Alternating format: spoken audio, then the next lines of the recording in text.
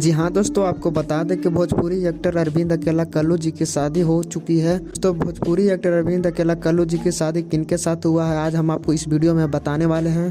दोस्तों, अरविंद अकेला कल्लू की शादी 26 जनवरी को ही वाराणसी में हुआ है। जी हाँ दोस्तों, 26 तारीख को वाराणसी में हुआ है कि शादी हुई है ज्योति शिवानी पांडे के साथ। जी हाँ दोस्तों, 26 तारीख को उनकी शादी हुई है और बस 2 दिन बाद 28 तारीख को भोजपुरी के सारे एक्टर को उनको इन्वाइट है, रिसेप्शन है। उसी दिन सारे भोजपुरी एक्टर कल्लू जी से मिलने आएंगे।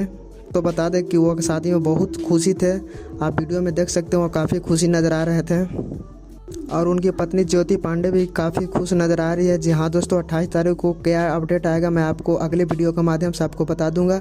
अगर आप अगले वीडियो के माध्यम से देखना चाहते हैं तो आप हमारे चैनल को सब्सक्राइब कर दीजिएगा और वीडियो को लाइक कर दीजिएगा, ताकि मैं 28 तारीख के आने वाले सारी न्यूज़ को मैं कवर कर दूँगा। तो दोस्तों, मिलते हैं नेक्स्ट वीडियो में, तब तक के लिए जय हिंद।